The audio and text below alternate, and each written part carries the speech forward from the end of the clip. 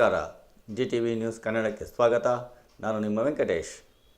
ಮಾಗಡಿ ಪಟ್ಟಣದ ಶಾಸಕ HC ಬಾಲಕೃಷ್ಣರವರ ಕಚೇರಿಯಲ್ಲಿ ಮಾಗಡಿ ಬ್ಲಾಕ್ ಕಾಂಗ್ರೆಸ್ ಅಧ್ಯಕ್ಷ ಪೂಜಾರಿ ಪಳ್ಯ ಕೃಷ್ಣಮೂರ್ತಿರವರ ನೇತೃತ್ವದಲ್ಲಿ ಸುದ್ದಿಗೋಷ್ಠಿಯನ್ನ ನಡೆಸಿ ಮಾಜಿ ಶಾಸಕ ಎ ಮಂಜುನಾಥ್ ಅವರು ವಿನಾಕಾರಣ ಶಾಸಕ HC ಬಾಲಕೃಷ್ಣರವರ ಮೇಲೆ ಇಲ್ಲಸಲ್ಲದ ಆರೋಪ ಮಾಡುತ್ತಿದ್ದಾರೆ. ಹಾಗೆ ಅಭಿವೃದ್ಧಿ ವಿಚಾರದಲ್ಲಿ ಅಡ್ಡಿಪಡಿಸುತ್ತಿದ್ದಾರೆ. ಕಣ್ವಾದಿಂದ ದಾವಸ್ಪೇಟೆ ಕೈಗಾರಿಕಾ ಪ್ರದೇಶಕ್ಕೆ ಕಾವೇರಿ ನೀರನ್ನ ಪೈಪ್ಗಳ ಮುಖಾಂತರ ತೆಗೆದುಕೊಂಡು ಹೋಗುತ್ತಿರುವುದರ ಬಗ್ಗೆ ಶಾಸಕರಿಗೆ ಮಾಗಡಿ ತಾಲೂಕಿನ ಜನತೆಯ ಬಗ್ಗೆ ಕಾಳಜಿ ಇಲ್ಲ ಎಂದಿದ್ದಾರೆ. ಮಾಜಿ ಶಾಸಕರು ಯಾವುದೇ ಕಾಮಗಾರಿಯ ಸಂಪೂರ್ಣ ಮಾಹಿತಿಯನ್ನ ಪಡೆದು ನಂತರ ಮಾತನಾಡಬೇಕು. ಕಾಮಗಾರಿಯ ಬಗ್ಗೆ ತಿಳಿದುಕೊಳ್ಳದೆ ಮಾತನಾಡುವುದು ಸರಿಯಲ್ಲ ಎಂದರು.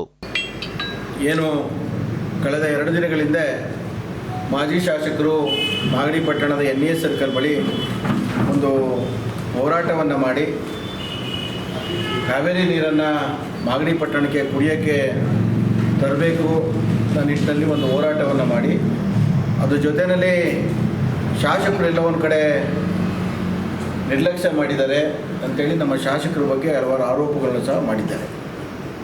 ಅಂದರೆ ನಾನೊಬ್ಬನೇ ಮಾಗಡಿ ತಾಲೂಕಿಗೆ ನೀರು ತರುವಂಥ ಮನುಷ್ಯ, ಬೇರೆಯವರು ಯಾರೂ ಇಲ್ಲ ಅನ್ನೋ ಮಟ್ಟ ನಿಟ್ಟಿನಲ್ಲಿ ಒಂದೇನೋ ಆರೋಪಗಳನ್ನ ಮಾಡಿದ್ದಾರೆ. ಅದಕ್ಕೆ ಪ್ರತ್ಯುತ್ತರವಾಗಿ ಒಂದು ಪತ್ರಿಕಾಗೋಷ್ಠಿಯನ್ನು ಕರೆದಿದ್ದೀವಿ. ಇವತ್ತೇನು ಸತ್ಯಗಾಲದಿಂದ ಸುಮಾರು ಕೋಟಿ ವೆಚ್ಚದಲ್ಲಿ ಇವತ್ತು ದಾಬಸ್ಪೇಟೆಗೆ ಇಂಡಸ್ಟ್ರಿಯಲ್ ಏರಿಯಾ ಅಂತಾರಾಷ್ಟ್ರೀಯ ಮಟ್ಟದ ಕೈಗಾರಿಕಾ ವಲಯಕ್ಕೆ ಇವತ್ತೇನು ನೀರಾವರಿ ತೆಗೆದುಕೊಂಡು ಹೋಗ್ತಾ ಇದ್ದಾರೆ, ಅದು ಒಂದು ಯೋಜನೆ, ಅದು ಸರ್ಕಾರದ ಒಂದು ದೊಡ್ಡ ಮಟ್ಟದ ಯೋಜನೆ. ಅಲ್ಲಿ ಕಸಿ ಚೇರ್ಕೊಂಡಿಲ್ಲ, ಸರ್ಕಾರದ ಒಂದು ದೊಡ್ಡ ಮಟ್ಟದ ಯೋಜನೆ. ಹಾಗಾಗಿ ಮಾಜಿ ಶಾಸಕರಿಗೆ ಅದ್ರ ಬಗ್ಗೆ ಎಷ್ಟು ತಿಳುವಳಿಕೆ ಇದೆಯೋ ನಮ್ಮ ಮನವರಿಕೆ ಇಲ್ಲ. ಯಾಕೆಂದರೆ ಒಂದು ಯೋಜನೆಗೆ ಅಡ್ಡಪಡಿಸುವಂಥದ್ದು ಅಷ್ಟು ಸುಲಭವಾದ ಕೆಲಸ ಅಲ್ಲ. ಇದು ರಾಜ್ಯ ಸರ್ಕಾರದ ಒಂದು ದೊಡ್ಡ ಯೋಜನೆ. ಇದು ನಾವಾದರೂ ಹೇಳೋದಿಷ್ಟೇ, ಬಾಲಣ್ಣವರೆಲ್ಲ ಒಂದು ಕಡೆ, ನಮ್ಮ ಶಾಸಕರಿಗೆಲ್ಲ ಒಂದು ಕಡೆ ನಿರ್ಲಕ್ಷ್ಯ ಇದೆ, ಅವರೇನೋ ಜವಾಬ್ದಾರಿ ಇಲ್ಲ ಅನ್ನೋ ಮಟ್ಟ ರೀತಿಯಲ್ಲಿ ಮಾತಾಡಿದ್ದಾರೆ.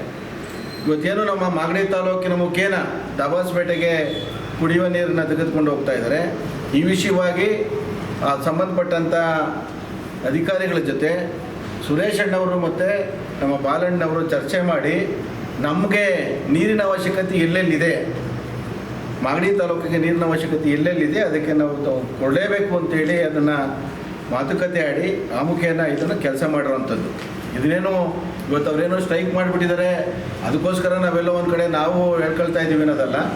ಕೆಲವು ದಿನಗಳಿಂದ ನಮ್ಮ ರೈತ ಸಂಘದ ಅಧ್ಯಕ್ಷ ಅಂತ ಲೋಕೇಶ್ ಅಣ್ಣವರು ವಿಷಯವಾಗಿ ಒಂದು ಹೋರಾಟವನ್ನು ಮಾಡಬೇಕು ಅಂತೇಳಿ ಚರ್ಚೆಯನ್ನು ಮಾಡ್ತಾ ಸಮಯದಲ್ಲಿ ಅವತ್ತೇ ಇದನ್ನೆಲ್ಲ ಬಹಿರಂಗ ಪಡಿಸೋಂಗಿಲ್ಲ, ನೀವು ಯಾರಿಗೂ ಅನುಕೂಲ ಮಾಡ್ಕೊಳ್ಳೋಕ್ಕೆ ಸ್ಟ್ರೈಕ್ ಎಲ್ಲ ಮಾಡಿದ್ರಿ.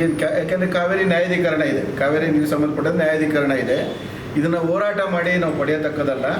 ಇನ್ನು ಯಾರು ಅದನ್ನು ಹೋರಾಟ ಮಾಡಿದ್ವಿ, ಇದಕ್ಕಾಗಲೇ ನಾವು ಕ್ರಮ ತೆಗೆದುಕೊಂಡಿದ್ದೀವಿ. ನಮ್ಮ ಮಾಗಡಿ ತಾಲೂಕಿಗೆ ಕೆರೆಗಳಿಗೆ ನೀರು ತುಂಬಿಸುವಂಥ ಕೆಲಸ ಆಗ್ಬೋದು, ಮಾಗಡಿ ಪಟ್ಟಣಕ್ಕೆ ಕುಡಿಯೋಂಥ ಕೆಲಸ ಆಗ್ಬೋದು, ಅದು ನಾವು ಸಮರ್ಪಕವಾಗಿ ನಾವೆಲ್ಲ ಚರ್ಚೆ ಮಾಡಿ ಸುರೇಶ್ ಅಣ್ಣವರು ನಾವು ಮಾಡಿದ್ದೀವಿ ಅಂತೇಳಿ ಇವತ್ತು ಹೇಳಿರೋದಲ್ಲ. ಅದು ನೀವು ಲೋಕೇಶ್ ಅಣ್ಣವ್ರು ಕೇಳ್ಬೋದು. ಅಲ್ಲಿ ಕೆಲವಾರು ತಿಂಗಳ ಹಿಂದೆಯೇ ಅವರು ಮಾಗಡಿ ಪಟ್ಟಣಕ್ಕೆ ಲೈನ್ ಬರ್ತಾ ಇದೆ ಅಂದಾಗಲೇ ಮಾಗಡಿ ತಾಲೂಕಿಗೆ ಎಂಟ್ರಿ ಆದ ತಕ್ಷಣವೇ ಅವ್ರು ಹೇಳಿದ್ರು ಒಂದು. ಮತ್ತು ಇನ್ನೊಂದು ಹೇಳ್ತಾರೆ, ಎಲ್ಲೋ ರಸ್ತೆಗಳನ್ನೆಲ್ಲ ನಾನು ತಂದಂಥ ಅನುದಾನದಲ್ಲಿ ರಸ್ತೆಗಳನ್ನೆಲ್ಲ ಹಾಳು ಮಾಡ್ತಾ ಇದ್ದಾರೆ ಅಂತ ಹೇಳ್ತಾರೆ. ಈಗ ಅದಕ್ಕೆ ಸಂಬಂಧಪಟ್ಟಂತೆ ಸರ್ಕಾರನೇ ಆ ರಸ್ತೆಗೆ ಸಂಬಂಧಪಟ್ಟಂತೆ ಸುಮಾರು 12 ಕೋಟಿ ವೆಚ್ಚ, 12 ಕೋಟಿಯನ್ನು ಬ್ಯಾಂಕ್ ಗ್ಯಾರಂಟಿಯನ್ನು ಸರ್ಕಾರನೇ ಕೊಟ್ಟಿದೆ. ಆ ರಸ್ತೆಯನ್ನು ಸಹ ಅವರೇ ಮಾಡಿಕೊಡ್ಬೇಕು. ಇವತ್ತೇನೋ ನಮ್ಮ ಮಾಗಡಿ ತಾಲೂಕಿನ ರಸ್ತೆಗಳು ಹಾಳಾಗ್ತಾ ಇದೆ ಅಂತ ಹೇಳ್ತಾರಲ್ಲ, ಆ ರಸ್ತೆನೂ ಸಹ ಅವರೇ ಅದನ್ನು ರಿಪೇರಿ ಮಾಡಿಕೊಡುವಂಥ ಕೆಲಸಕ್ಕೂ ಸಹ ಬ್ಯಾಂಕ್ ಗ್ಯಾರಂಟಿಯನ್ನು ಇಟ್ಟು ಅವರೇ ಮಾಡಿಕೊಡುವಂಥ ಕೆಲಸವನ್ನು ಸಹ ಮಾಡ್ತಾರೆ. ಇದಕ್ಕೂ ಶಾಸಕರೇನು ಉದಾಸೀನ ಎಲ್ಲೂ ಮಾಡಿಲ್ಲ. ನಮ್ಮ ರಸ್ತೆಗಳನ್ನ ಮಾಡಿಕೊಡ್ಬೇಕು ನಿಟ್ಟಿನಲ್ಲಿ ಅದನ್ನು ಮಾಡಿದ್ದಾರೆ. ಇನ್ನು ಎರಡನೇದು ಹೇಳ್ತಾರೆ, ಮಂಚಿನ ಬೆಲೆದು ಕುಲಸಿತ ಆಗಿಬಿಟ್ಟೈತೆ, ಇದು ಕೊಳಚೆ ನೀರನ್ನು ಕುಡಿತಾ ಇದ್ದಾರೆ ಮಾಗಡಿ ತಾಲೂಕಿನ ಜನ ಅಂತೇಳಿ ಒಂದು ಆಪಾದನೆ ಮಾಡ್ತಾರೆ. ಅದೇನು ಕೊಳಚೆ ನೀರು ಬಾಲಣ್ಣ MLA ಆದಮೇಲೆ ಕೊಳಚೆ ನೀರನ್ನು ಬೆಳೆಸ್ಬಿಟ್ಟಿದ್ದಾರೆ, ಬಾಲಣ್ಣ ಬೆಳೆಸಿದ್ದಾರೆ. ಇದು ಅವತ್ತಿಂದ ಇವರು ಶಾಸಕರಾಗಿದ್ದಂಥ ಅವಧಿಯಲ್ಲೂ ಸಹ ಕೊಳಚೆ ನೀರಿತ್ತು. ಇವ್ರೇನು ಕ್ರಮ ತಗೊಂಡ್ರು? ಅವತ್ತು ಕ್ರಮ ತಗೋಬೋದಾಗಿತ್ತು. ಆದರೆ ಬಾಲಣ್ಣವರು ಬಂದ ಮೇಲೆ ಹೊಸದಾಗಿ ಒಂದು ಯೋಜನೆಯನ್ನು ಮಾಡಿ ಆ ನೀರನ್ನು ಫಿಲ್ಟರ್ ಆಗಲಿಕ್ಕೆ ಎಲ್ಲ ರೆಡಿ ಆಗಿದೆ, ಅದು ಉದ್ಘಾಟನೆ ಆಗುತ್ತೆ, ಆ ಕೆಲಸವನ್ನು ಮಾಡ್ತಾ ಇದೆ. ಎಲ್ಲೂ ಸಹ ರನ್ನಿಂಗ್ ಆಗಿದೆ. ಎಲ್ಲೂ ಸಹ ಸೋಂಬೇರಿತನವನ್ನು ಎಲ್ಲೂ ನಾವು ಮಾಡ್ತಾ ಇಲ್ಲ. ಮತ್ತು ನೀವು ಹೇಳ್ತೀರಾ ನಾವು ಮಾಡ್ಬೋದು ನೀವು, ಯಾಕೆಂದರೆ ಈ ಹೋರಾಟ ಮಾಡೋದಕ್ಕೆ ನಮ್ಮನ್ನ ಸುಮ್ಮನೆ ಶೋ ಕೊಟ್ಕೊಂಡು ಎಲ್ಲೋ ಒಂದು ಪ್ರಚಾರವನ್ನು ಗಿಟ್ಟಿಸ್ಕೊಳ್ಳೋ ಬದಲು ನೀವು ನಿಮ್ಮದೇ ಸಂಸದರಿದ್ದಾರೆ, ನಿಮ್ಮ ಸಂಸದರನ್ನ ಕರ್ಕೊಂಡೋಗಿ ಇಲಾಖೆಗೆ ಕರ್ಕೊಂಡೋಗಿ ಇಲಾಖೆಯಲ್ಲಿ ನಮ್ಮ ಮಾಗಡಿ ತಾಲೂಕಿಗೆ ಏನೇನು ಮಾಡ್ತಾ ಇದ್ದೀರಾ, ನೀರನ್ನ ಕುಡಿಯೋ ವ್ಯವಸ್ಥೆ ಮಾಡಿ ಪಟ್ಟಣಕ್ಕಾಗ್ಬೋದು ಹಳ್ಳಿಗಳಿಗಾಗ್ಬೋದು, ಕುಡಿಯೋ ನೀರಿಗೆ ನಮಗೆ ಅವಶ್ಯಕತೆ ಇದೆ, ಕೆರೆ ತುಂಬಿಸುವಂಥ ಅವಶ್ಯಕತೆ ಇದೆ ಅಂತೇಳಿ ನೀವು ಅಧಿಕಾರಿಗಳನ್ನ ನಿಮ್ಮ ಸಂಸದರನ್ನ ಕರ್ಕೊಂಡೋಗಿ ಅಲ್ಲಿ ಇಲಾಖೆ ವಾರ ಚರ್ಚೆ ಮಾಡಿ ನೀವು, ಅದು ಒಂದು ಒಳ್ಳೆತನ ಅಂತ ಅನ್ಬೋದು. ಇಲ್ಲಿ ಬಂದು ನೀವು ಕರೆಸಿ ಕಾಂಟ್ರಾಕ್ಟರ್ ಕರೆಸಿ, ಇಂಜಿನಿಯರ್ ಬೇಡ ಕಾಂಟ್ರಾಕ್ಟರ್ ಕರೆಸಿ ನೀವು ಅಂತ ಅಂದರೆ ಅದು ಏನದು ಸಂಬಂಧ ಏನು? ಕಾಂಟ್ರಾಕ್ಟಿಗೂ ಈ ಕೆಲಸ ಅವ್ರಿಗೂ ಸಂಬಂಧ ಏನೋ ಒಂದು ಹುನ್ನಾರ ಇರಬೇಕು ಅಂತ ನಮ್ಮ ಭಾವನೆ. ಯಾಕೆಂದರೆ ನೀವು ಇಂಜಿನಿಯರಿಂಗ್ ಕರೆಸಿ ಸಂಬಂಧಪಟ್ಟಂಥ ಇಲಾಖೆಯವ್ರಿಗೆ ಕರೆಸಿನಲ್ಲ, ನೀವು ಕಾಂಟ್ರಾಕ್ಟಂಗೆ ಕರೆಸಿ ಇರ್ತೀರ. ಕಾಂಟ್ರಾಕ್ಟಿಗೆ ಇದಕ್ಕೆ ಸಂಬಂಧ ಏನಿದೆ? ಒಂದು ಟೆಂಡರ್ ತಗೊಂಡಿದ್ದಾನೆ, ಅವ್ನು ಕೆಲಸ ಮಾಡ್ಕೊಳ್ತಾ ಇದ್ದಾನೆ, ಇದ್ರ ಹುನ್ನಾರ ಏನು ಅಂತ ನಮ್ಗೆ ಗೊತ್ತಾಗ್ತಾ ಇಲ್ಲ. ಹಾಗಾಗಿ ಹೀಗೆ ಹಲವಾರು ಟೀಕೆಗಳನ್ನ ನೀವು ಮಾಡ್ಕೊಂಡು ಹೋಗ್ತಾರೆ. ಎಲ್ಲ ಒಂದು ಕಡೆ ಕೆಲಸಗಳಾಗ್ತಾರೆ, ಅಡ್ಡ ಹಾಕುವಂಥ ನಾನು ಅಭಿವೃದ್ಧಿ ಅಡ್ಡ ಮಾಡಲಿಕ್ಕೆ ಬಂದಿದ್ದೀವಿ ಅನ್ನೋ ಮಟ್ಟಿಗೆ ಹೇಳ್ತಾ ಇದ್ದೀರ. ಈಗ ನಾನು ಹೇಳೋವಂಥದ್ದು ಅಂತಾರಾಷ್ಟ್ರೀಯ ಮಟ್ಟದ ಒಂದು ಯೋಜನೆ, ಇದು ಇಂಡಸ್ಟ್ರಿಯಲ್ಗೆ ಹೋಗ್ತಾ ಇದೆ, ಬೇಡ ಕೊಡೋದು ಬೇಡ, ನಮ್ಮ ಮಾಗಡಿ ತಾಲೂಕಿಗೆ ಬೇಕು. ನೀವು ಕುಮಾರಸ್ವಾಮಿ ಅವರಿದ್ದಾರೆ ಕೈಗಾರಿಕಾ ಸಚಿವರು, ಅವ್ರಿಗೆ ಹೇಳಿ ಅಡ್ಡೆ ಹಾಕಿ ಅದು ಪೂರ್ತಿ ನೀವು ಮಾಗಡಿ ತಾಲೂಕಿಗೆ ತಗೊಂಬನ್ನಿ, ನೀವು ಮಾಡ್ಬೋದಲ್ಲ ಅದನ್ನು ಬಿಟ್ಟು ಎಲ್ಲೋ ಒಂದು ಕಡೆ ನಾವೆಲ್ಲೋ ಒಂದು ದೊಡ್ಡದಾಗಿ ನಾನು ಮಾಗಡಿ ತಾಲೂಕಿನ ಮಗ ನಾನು ಮಾಡ್ತಾ ಇದ್ದೀನಿ. ಯಾಕೆಂದರೆ ಇದಕ್ಕೊಂದು ನ್ಯಾಯಾಧೀಕರಣ ಅಂತಿದೆ, ಕಾವೇರಿ ನ್ಯಾಯಾಧೀಕರಣ ಅಂತ ಇದೆ, ಅದಕ್ಕೆ ಆದಂತಹ ರೂಲ್ಸ್ ಆ್ಯಂಡ್ ರೆಗ್ಯುಲೇಷನ್ ಇರ್ತವೆ. ಈಗ ಕಾವೇರಿ ವಾಟರ್ನ ಬೆಂಗಳೂರು ತಗೊಂಡು ಹೋಗ್ತಾ ಇದ್ದಾರೆ. ಬೆಂಗಳೂರು ತಗೊಂಡು ಹೋಗ್ಬೇಕಾದ್ರೆ ಪ್ರತಿಯೊಂದು ಊರಲ್ಲೂ ನಮ್ಮೂರಿಗೆ ಬೇಕ್ರಿ ಅಂತ ಓಪನ್ ಮಾಡ್ಕೊಂಡು ಕೂತ್ಕೊಳ್ಳೋಕ್ಕಾಗುತ್ತಾ? ಯಾಕೆ ಒಂದು ಯೋಜನೆ ಅಂತ ಇರ್ತದೆ, ಆ ಯೋಜನೆಗೆ ಸಂಬಂಧಪಟ್ಟಂಥ ಏನು ಯೋಜನೆ ಅಂತ ಅದಕ್ಕೆ ತಕ್ಕನಾಗೆ ನಾವು ಮಾತಾಡಬೇಕು, ಸುಮ್ಮನೆ ಇಲ್ಲ ಸಲ್ಲದ ಮಾತಾಡ್ಬೋದು. ನಾನು ಹೇಳೋದೇನು ಅಂದರೆ ಇಷ್ಟೊಂದು ರೋಷಾವೇಶವಾಗಿ ಇವತ್ತು ನೀವು ಎಲ್ಲೋ ಒಂದು ಕಡೆ ಪ್ರತಿಭಟನೆ ಮಾಡಬೇಕು ಅಂತ ಹೊರಟಿದ್ದೀರಲ್ಲ, ನಿಮ್ಮದೇ ಯೋಜನೆ ಅಂತ ಹೇಳ್ಕೊಳ್ತೀರಿ. ಇವತ್ತು ಸುರೇಶ್ ಅಣ್ಣವರು ಇಲ್ಲ, ರೇವಣ್ಣವರು ಇಲ್ಲ, ಬಾಲಣ್ಣವರು ಇಲ್ಲ, ನನ್ನದೇ ಯೋಜನೆ ಇವತ್ತು ಹೇಮಾವತಿ ಯೋಜನೆ ಅಂತ ಹೇಳ್ಕೊಳ್ತೀರಲ್ಲ ನೀವು. ಹೇಮಾವತಿ ಯೋಜನೆಗೆ ಒಂದಿವಸ ಇವತ್ತಾದ್ರೂ ನಿಮ್ಮ ಸಂಸದರನ್ನು ಎಲ್ಲರೂ ಕರ್ಕೊಂಡೋಗಿ ಏನೋ ಒಂದು ಹೋರಾಟ ಮಾಡಿದ್ರೆ, ಇವತ್ತು ಲಿಂಕ್ ಕ್ಯಾನಲ್ ಬಗ್ಗೆ ನಮ್ಮ ಮಾಗಡಿ ತಾಲೂಕಿಗೆ ಬರಬೇಕು ನೀರು ಅಂತೇಳಿ ಅಷ್ಟೊಂದು ಒದ್ದಾಟ ಮಾಡಬೇಕಾದ್ರೆ ಇವತ್ತು ಡಿ ಕೆ ಶಿವಕುಮಾರ್ ಮತ್ತು ಡಿ ಕೆ ಸುರೇಶ್ ಅವರ ನೇತೃತ್ವದಲ್ಲಿ ಒಂದು ಲಿಂಕ್ ಕ್ಯಾನಲ್ ಆಗಿ ಸುಮಾರು 900 ಕೋಟಿ ಕೆಲಸ ಪ್ರಾರಂಭ ಆಗಿದೆ. ಎಲ್ಲೋ ಕೆಲಸ ತಡೆ ಮಾಡಿದ್ದಾರೆ. ನಿಮ್ಮದೇ ಸರ್ಕಾರದ, ನಿಮ್ಮದೇ ಮಿತ್ರ ಪಕ್ಷ ಸರ್ಕಾರದ ಶಾಸಕರುಗಳು ಇವತ್ತು ಎಲ್ಲೋ ಒಂದು ಕಡೆ ತಡೆ ಮಾಡಿದ್ದಾರೆ.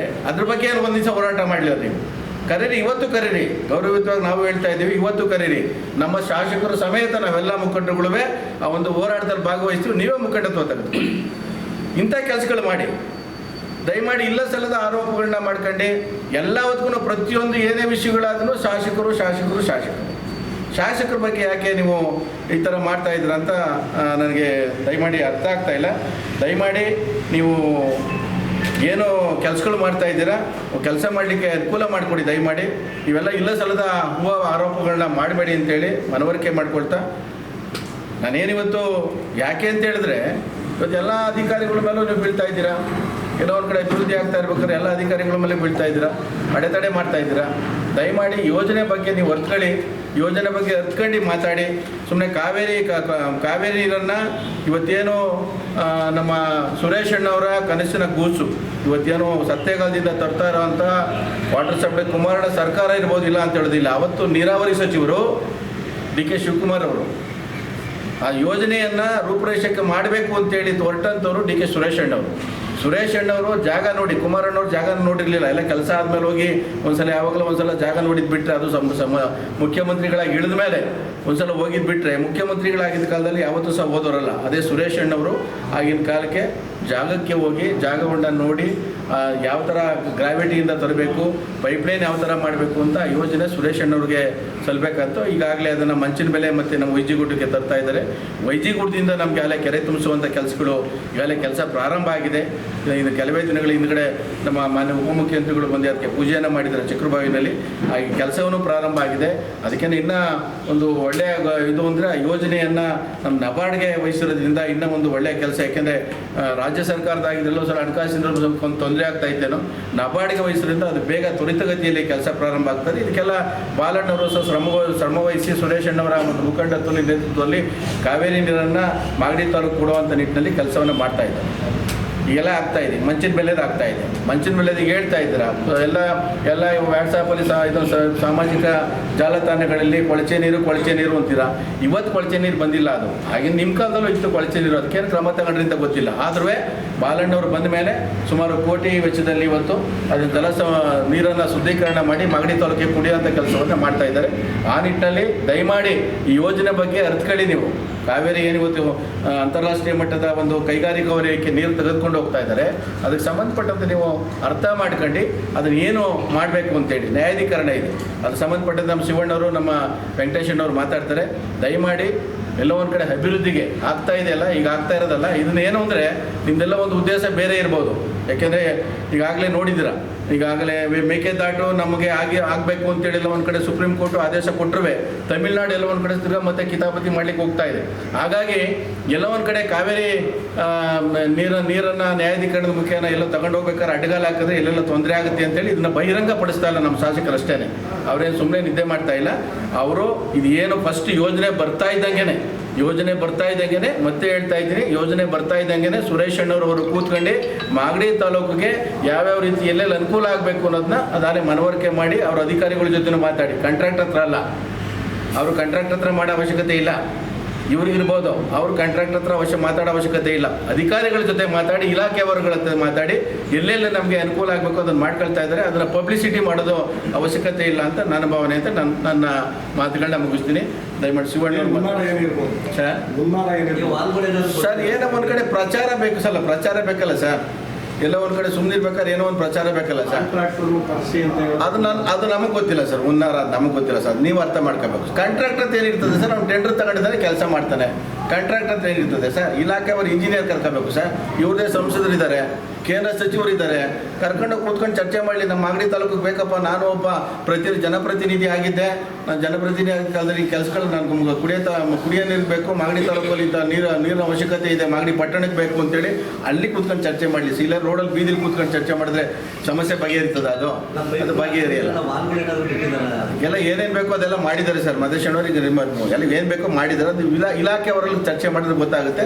ಯಾವುದೇ ಹೇಳ್ತಲ್ಲ, ಇದೊಂದು ಯೋಜನೆ ಸುಮಾರು ಕೋಟಿಗಳ ವೆಚ್ಚದಲ್ಲಿ ಅಂತಾರಾಷ್ಟ್ರೀಯ ಕೈಗಾರಿಕಾ ವಲಯಕ್ಕೆ ತಗೊಂಡು ಹೋಗುವಂಥ ಯೋಜನೆಯಲ್ಲಿ ಅದನ್ನೆಲ್ಲ ನಾವು ಇದರಲ್ಲಿ ಯೋಜನೆಯಲ್ಲಿ ಇದು ಮಾಡ್ಲಿಕ್ಕೆ ಆಗೋದಿಲ್ಲ. ಆದರೂ ಇದರಲ್ಲಿ ಮಾತುಕತೆ ಮುಖೇನ ಅದು ಅಧಿಕಾರಿಗಳ ಹತ್ರ ಚರ್ಚೆ ಮಾಡಿ ನಮ್ಮ ಮಾಗಡಿ ತಾಲೂಕು ಏನು ಸೌಲಭ್ಯ ಸಿಗಬೇಕು ಅದಕ್ಕೆ ಈಗಾಗಲೇ ಕಾರ್ಯರೂಪಕ್ಕೆ ಬಂತ. ಅದನ್ನು ಏನು ಇದೊಂದು ಯೋಜನೆ ಆಯಿತು ಆಗಲೇ ಸಹ ಇದನ್ನು ಸುರೇಶ್ ಅಣ್ಣವರು ಮತ್ತು ಬಾಲಣ್ಣವರು ಮಾತಾಡಿದ್ರೆ ಅದನ್ನು ಬಹಿರಂಗವಾಗಿ ಚರ್ಚೆ ಮಾಡೋ ವಿಷಯ ಅಲ್ಲ ಇದು ಅಂತ ನನ್ನ ಭಾವನೆ ಸರ್. ಈಗ ಅಲ್ಲಿ ಜಿ ವಿ ಪಾಳ್ಯದವರೆಗೂ ಎಡಗಡೆ ಭಾಗದಲ್ಲಿ ಬಂದೈತೆ, ಟೌನಲ್ಲಿ ಬಲಗಡೆ ಭಾಗಕ್ಕೆ ತೊಗೊಳಂತ ಸಾರ್ವಜನಿಕರ ಪ್ರಶ್ನೆ. ಅದು ಈಗಿಲ್ಲಿ ಎಲ್ಲನೂ ಎಡಭಾಗದಲ್ಲೇ ಬಂದಿದೆ, ಪೈಪ್ಲೈನ್ ಬಂದಿರೋದು. ಈ ಟೌನ್ ಜಿ ವಿ ಪಾಳ್ಯದಿಂದ ಆಚೆಗೆ ಬಂದು ಬಲಗಡೆ ಭಾಗದಲ್ಲಿ ಬರ್ತಾ ಇದೆ ಅಂತಕ್ಕಂಥ ಸಾರ್ವಜನಿಕರ ಕೊಳಚೆ ನೀರದು ಪೈಪ್ ಆ ಕಡೆ ಹೋಗಿರೋದ್ರಿಂದ ಈ ಕಡೆ ಶಿಫ್ಟ್ ಮಾಡ್ಕೊಂಡಿದ್ದಾರೆ ಅಷ್ಟೇ. ಅದು ಬಿಟ್ಟರೆ ಅದಕ್ಕೇನೋ ಇಲ್ಲಿಗೆ ತಗೊಂಡು ಪಟ್ಟಣಕ್ಕೆ ಇದು ಮಾಡಬೇಕು ಅನ್ನೋದೇನಲ್ಲ. ಎಲ್ಲ ಒಂದು ಕಡೆ ಹೋಗ್ತಾ ಇದೆ. ಆದರೆ ಆ ಕಡೆ ಕೊಳಚೆ ಬಂದಿರೋದ್ರಿಂದ ಕೊಳಚರಂಡಿ ಇರೋದ್ರಿಂದ ಈ ಕಡೆ ತಗೊಂಡಿದ್ದಾರೆ ಅಷ್ಟೇ. ನಮ್ಮ ಡಿ.ಕೆ. ಶಿವಕುಮಾರ್ ಸಾಹೇಬರು ಅನೇಕ ಜನ ಬಂದು ಉದ್ಘಾಟನೆ ಮಾಡಿದ್ದಾರೆ. ಮಾಗಡಿಗೆ ಏನೇನು ಬೇಕು, ನೀರಾವರಿ ಬಗ್ಗೆ ಏನೇನಾಗಬೇಕು ಅನ್ನೋದು. ಇದು ಕಾವೇರಿ ರಾಷ್ಟ್ರೀಯ ನೀರಾವರಿ ನಿಗಮ ಇವತ್ತು ಬಿಡದಿಯ ಬೃಹತ್ ಕೈಗಾರಿಕೆ ಇದೆ. ಈ ನಾಡಿನ ಮಾಜಿ ಮುಖ್ಯಮಂತ್ರಿಗಳು ಜೊತೆಗೆ ಈ ರಾಷ್ಟ್ರದ ಕೈಗಾರಿಕಾ ಸಚಿವರು ನಮ್ಮ ಕುಮಾರಸ್ವಾಮಿ ಅವರಿಗೆ ಎಲ್ಲ ಗೊತ್ತಿರ್ತಕ್ಕಂಥದ್ದು. ಅವ್ರ ಹತ್ರ ಹೋಗಿ ಚರ್ಚೆ ಮಾಡಿರಿ. ನೀವು ಅಭಿವೃದ್ಧಿ ಬೇಡ ಅಂತ ಹೇಳ್ತೀರಿ, ನಾವು ಬಂದಿರೋದೇ ಅಭಿವೃದ್ಧಿ ತಡೆಯೋಕ್ಕೆ ಅಂತ ಹೇಳ್ತೀರಿ. ನಿಮಗೆ ಯಾವ ನೈತಿಕತೆ ಇದೆ, ಜ್ಞಾನ ಇದೆ, ವಿಚಾರಗಳಿವೆ. ಜೊತೆಗೆ ಈ ನಾಡಿನ ಸಂಸದಿದ್ದಾರೆ, ಅವರು ಕೂಡ ಜೊತೆಗೂಡಿ ನೀವು ಏನೇನು ಮಾಡಬೇಕು, ಹೋರಾಟದ ಬಗ್ಗೆ ಅಥವಾ ಅಭಿವೃದ್ಧಿ ಬಗ್ಗೆ ಏನೇನು ಬೇಕು ಸರ್ಕಾರದ ಚರ್ಚೆ ಮಾಡಬೇಕು ಅನ್ನೋದು ಈ ಮಾಜಿ ಶಾಸಕರಿಗೆ ಅರಿವಿನ ಕೊರತೆ ತುಂಬ ಇದೆ. ತಾವು 25ನೇ ತಾರೀಕು ಈ ತಿಂಗಳು 5ನೇ ತಾರೀಕು ಅಲ್ಲಿ NA ಸರ್ಕಲಲ್ಲಿ ಹೋರಾಟ ಮಾಡ್ತೀರಿ. ಅಭಿವೃದ್ಧಿ ಬೇಡ, ನಾನು ಅಭಿವೃದ್ಧಿ ತಡೆಯೋಕ್ಕೆ ಬಂದಿರೋದು ಅಂತ ಹೇಳ್ತೀರಿ. ತಿರ್ಗಾ ಬೈರ್ಮಂಗಲದಲ್ಲಿ ನಿಮ್ಮ ತಾಕತ್ತಿದ್ರೆ ಬನ್ನಿ ಅಂತ ಒಬ್ಬ ಉಪಮುಖ್ಯಮಂತ್ರಿಗೆ ನೀವು ಮಾತಾಡ್ತೀರಿ ಅಂತಂತಂದರೆ ನಿಮಗೆ ಏನು ತಿಳುವಳಿಕೆ ಇದೆ, ಏನು ಜ್ಞಾನ ಇದೆ? ಮಾಜಿ ಶಾಸಕರಿಗೆ ಇರ್ತಕ್ಕಂಥದ್ದು ಅನೇಕ ಐಡಿಯಾಗಳಿರಬೇಕು. ಯಾಕೆಂತಂದರೆ ನಿಮ್ಗೆ ಅನುಭವ ಇದೆ, ಜಾಸ್ತಿ ಅನುಭವ ಇದೆ. ಏನೇನು ಮಾಡಬೇಕು, ಏನೇನು ಮಾಡಬಾರ್ದು ಹೇಳ್ಕೊಡ್ಬೇಕು. ಶಾಸಕರಿಗೊಂದು ಪತ್ರದ ಮುಖೇನೋ, ಪತ್ರಿಕಾಗೋಷ್ಠಿ ಮುಖೇನೋ, ಒಂದು ಲೆಟರ್ ಬರೆಯೋದು ಮುಖೇನೋ ಬರಿಬೇಕದು. ಅದು ನಿಮಗೆ ಗೊತ್ತಿಲ್ಲ. ಅದು ಅಷ್ಟೇ. ಹೋರಾಟ ಮಾಡಿದ ಕ್ಷಣಕ್ಕೆ ಅನಾವಶ್ಯಕ ಗೊಂದಲ ಮಾಡಿಬಿಟ್ರೆ ನೀವು ಮಾಡೋದು ಎಲ್ಲ ಪ್ರಚೋದನಕಾರಿ ಹೋರಾಟಗಳು, ಅಭಿವೃದ್ಧಿಯ ತಡಿತಕ್ಕಂಥ, ಅಭಿವೃದ್ಧಿ ವಿರುದ್ಧವಾಗಿ ನೀವು ಮಾತಾಡ್ತಕ್ಕಂಥದ್ದು. ಅದಕ್ಕೆ ಇದು ಹೇಮಾವತಿ ನೀರು ಬರುವಾಗ ತುಮಕೂರಿನ ಸುರೇಶ್ ಗೌಡರು ಜೊತೆಗೆ ಸೊಗಡು ಶಿವಣ್ಣವರು ಅನೇಕ ಜನ ಹೋರಾಟ ಮಾಡಿದ್ರು, ಮಾಗಡಿ ನೀರು ಬಿಡಲ್ಲ ಅಂತ. ಆವಾಗ ನೀವು ಹಾಸ್ಕೊಂಡು ಮನೆ ಕಂಡಿದ್ರಾ? ಮರ್ತೋಗ್ಬಿಟ್ಟಿದ ನಿಮಗೆ? ಅದ್ರ ಬಗ್ಗೆ ನೀವು ಮನೆ ಕಂಡು ಕೇಳಿಲ್ಲಿ. ನೀವು ನಿಮ್ಮ ಏನು BJP JDS ಜೊತೆಲಿದ್ದಿರಲ್ಲ, ಯಾಕೆ ಸುರೇಶ್ ಗೌಡ್ರೆ ನಮ್ಮ ಮಾಗಡಿಗೆ ಜನತೆ ನನ್ನ ಗೆಲ್ಲಿಸಿರ್ತಕ್ಕಂಥದ್ದು, ನನ್ನ ಸುಮಾರು 52,000ರಿಂದ ಗೆಲ್ಲಿಸ್ಬಿಟ್ರಲ್ಲ, ನಿಮ್ಮ ಕೊಡುಗೆ ಏನು ಮಾಡ್ತೀವಿ ಸ್ವಾಮಿ? ನಿಮ್ಮ ಮಾಜಿ ಸ್ಥಾನದಲ್ಲಿದ್ದಾರಲ್ಲ, ನಿಮ್ಮ ವಿಚಾರಗಳು ಸಮಾಜಕ್ಕೆ ಪೂರಕವಾಗಿರಬೇಕು. ಆದರೆ ಬಾಲಣ್ಣನ ಟೀಕೆ ಮಾಡಿಬಿಟ್ರೆ, ಒಬ್ಬರಿಗೆ ತಡೆಬಿಟ್ರೆ ನೀವು ಲೀಡರ್ ಆಗೋಕ್ಕಾಗಲ್ಲ. ಯಾವುದೇ ಮನುಷ್ಯ ತಾಳ್ಮೆ, ಸಹನೆ, ವೈಚಾರಿಕತೆ ವಿಚಾರಗಳಿದ್ದಾಗ ಮಾತ್ರ ಆ ಮನುಷ್ಯ ನಾಯಕ ಆಗ್ತಕ್ಕಂಥ ಗುಣಗಳವು. ನೀವು ಬಂದ್ಬಿಟ್ಟು ಸುಮಾರು ಜನ ಸೇರಿಸ್ಕೊಂಡು ಪ್ರಚೋದನವಾಗಿ ಕೂಗಾಡ್ಕೊಂಡು ಮಾಡಿದಾಗ ಫಸ್ಟು ನೀವು ಅನುಮತಿ ತಗೋಬೇಕು ಒಂದು ಹೋರಾಟ ಮಾಡೋಕ್ಕೆ. ಸರ್ಕಾರದಲ್ಲಿ ಸಂಬಂಧಪಟ್ಟ ಅಧಿಕಾರಿಗಳ ಮುಂದೆ ಚರ್ಚೆ ಮಾಡಬೇಕು. ಅನ್ಯಾಯ ಆಗಿದೆ ಕಂಡು ಬಂದಾಗ ಹೋರಾಟ ಮಾಡಬೇಕು. ಏಕೈಕಿ ಬಂದು ತಡೆಯೋಕ್ಕೆ ನಿಮ್ಗೆ ಶಕ್ತಿ ಇಲ್ಲ, ನೈತಿಕ ಶಕ್ತಿ ಇಲ್ಲ. ಏನು ಸತ್ಯಗಾಲದಿಂದ ಏನು ದಾಬಸ್ಪೇಟೆಗೆ ಕೈಗಾರಿಕಾ ಪ್ರದೇಶಕ್ಕೆ ನೀರು ತಗೊಂಡೋಗ್ತಾ ಇದ್ದಾರೆ, ಅದು ರಾಜ್ಯ ಸರ್ಕಾರದ ಒಂದು ಯೋಜನೆ. ಈ ರಾಜ್ಯ ಸರ್ಕಾರದ ಯೋಜನೆಗಳು ಭಾಳ ಇದೆ. ಆ ಎಲ್ಲ ಯೋಜನೆಗಳಿಗೆ ಕಾಡುಗೊಂಡಳಿಯಿಂದ ಬೆಂಗಳೂರಿಗೆ ನೀರು ಬರ್ತಾಯಿದೆ, ಜಲಮಂಡಳಿಗಳು. ಬೆಂಗಳೂರು ಕುಡಿಯೋ ನೀರು ಬರ್ತಾಯಿದೆ. ಅದನ್ನು ನಮಗೂ ಕೊಟ್ಬಿಡಿ ಅಂತ ಅಲ್ಲಿರೋ ಪ್ರತಿ ಊರಿನವರು ಕೇಳಿದ್ರೆ ಬೆಂಗಳೂರಿಗೆ ನೀರಲ್ಲಿ ಬರ್ತದೆ. ಸೊ ಇವಾಗ ನಮಗೆ ಆ ಭಾಗದಿಂದನೂ ದಾಬಸ್ಪೇಟೆ ಭಾಗದಿಂದ ಎತ್ತಿನ ಹೊಳೆ, ದಾಬಸ್ಪೇಟೆ ಮುಖಾಂತರ ಹೋಗ್ತಾ ಇದೆ ಎತ್ತಿನ ಹೊಳೆ ಮಾಗಡಿಗೆ ಬರಬೇಕು. ಈಗ ನಮಗೆ ಎತ್ತಿನ ಹೊಳೆ ಪೈಪ್ಲೈನ್ ಅಲ್ಲಿಂದ ನಮಗೆ ಬರಬೇಕು. ಸೊ ನಾವು ತಡೆಯೋಕ್ಕಾಗುತ್ತಾ? ಈ ಎಲ್ಲ ಯೋಜನೆಗಳು ರಾಜ್ಯ ಸರ್ಕಾರದ ಯೋಜನೆಗಳು, ಒಂದು ಊರಿಂದ ತಗೊಳ್ಳೋ ಅಂಥ ಯೋಜನೆಗಳಿವೆಲ್ಲ. ಹೀಗಾಗಿ ನಮ್ಮ ಬಿಡದಿ ಇರ್ಬೋದು, ಹಾರೋಳ್ಳಿ ಇರ್ಬೋದು, ದಾಬಸ್ಪೇಟೆ ವಸಂತ ನರಸಾಪುರ ಇಂಡಸ್ಟ್ರಿಯಲ್ ಏರಿಯಾ ಇರ್ಬೋದು, ಇವೆಲ್ಲ ಬೆಂಗಳೂರಿನ ಭಾಗದಲ್ಲಿ ಭಾಳ ದೊಡ್ಡದಾಗಿ ಬೆಳೀತಾ ಇರ್ತಕ್ಕಂಥ ಕೈಗಾರಿಕಾ ಪ್ರದೇಶಗಳು. ಇದೆಲ್ಲವಕ್ಕೂ ನೀರು ಸಮರ್ಪಕವಾಗಿ ನಾವು ನೀರನ್ನ ಒದಗಿಸ್ಬೇಕಾಯ್ತದೆ ಕೈಗಾರಿಕೆಗಳಿಗೆ. ಹಾಗಾಗಿ ತೊಗೊಂಡೋಗ್ತಾ ಇದ್ದಾರೆ. ನಮ್ಮ ಶಾಸಕರೇನು ಹಿಂದೆ ಬಿದ್ದಿಲ್ಲ. ಕಾವೇರಿ ನ್ಯಾಯಾಧಿಕರಣ ತೀರ್ಪಿರೋದ್ರಿಂದ ಇದನ್ನೆಲ್ಲದನ್ನು ಸಾರ್ವಜನಿಕವಾಗಿ ಬಹಿರಂಗವಾಗಿ ಇದನ್ನೆಲ್ಲ ಹೇಳ್ಕೊಳಕ್ಕಾಗಲ್ಲ.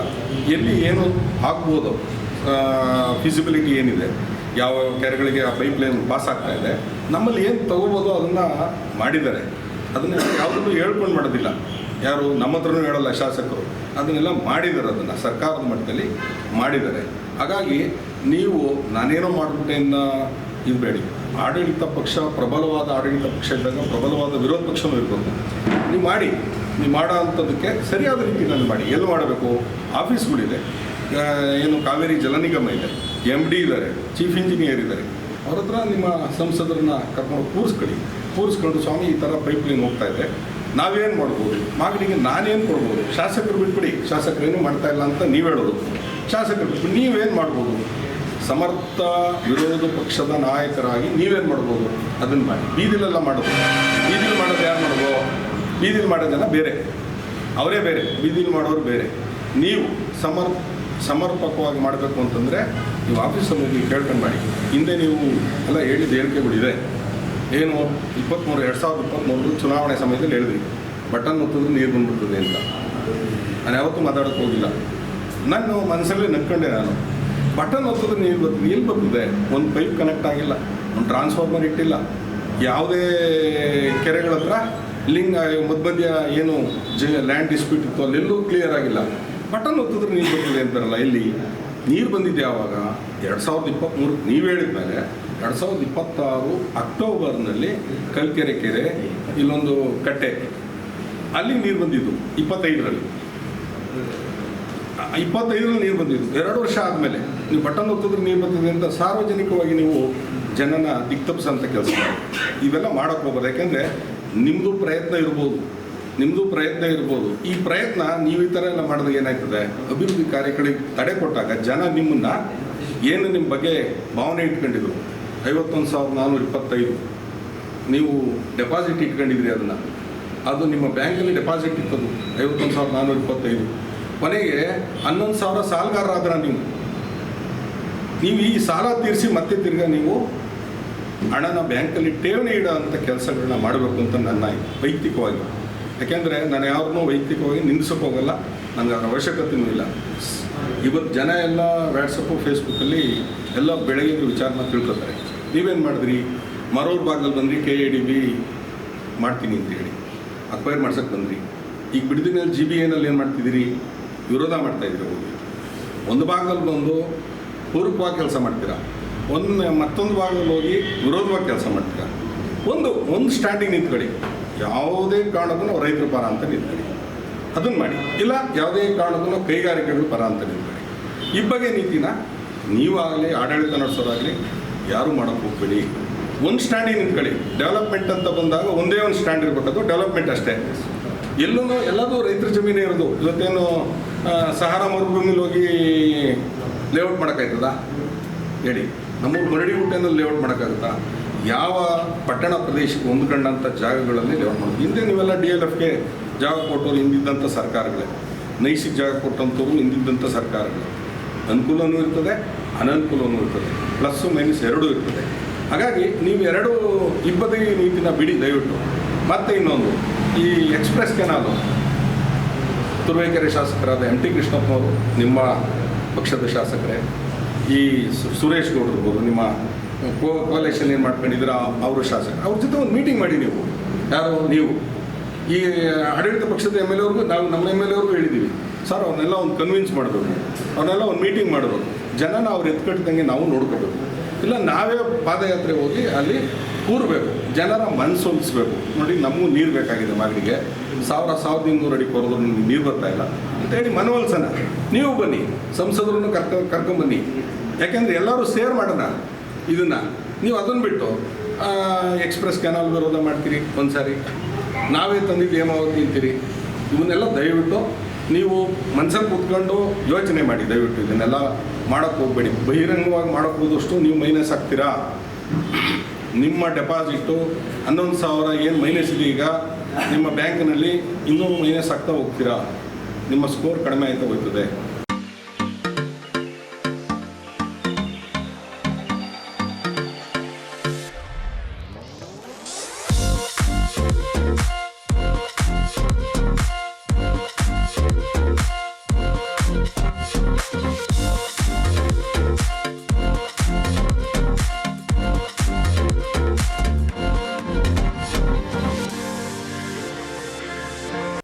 ಇದು ಇವತ್ತಿನ ಮಾಗಡಿಯ ಸುದ್ದಿ ಸಮಾಚಾರ. ನಿರಂತರ ಸುದ್ದಿ ಸಮಾಚಾರಕ್ಕೆ ವೀಕ್ಷಿಸಿ ನಿಮ್ಮ GTV ನ್ಯೂಸ್ ಕನ್ನಡವನ್ನು. ವಂದನೆಗಳು.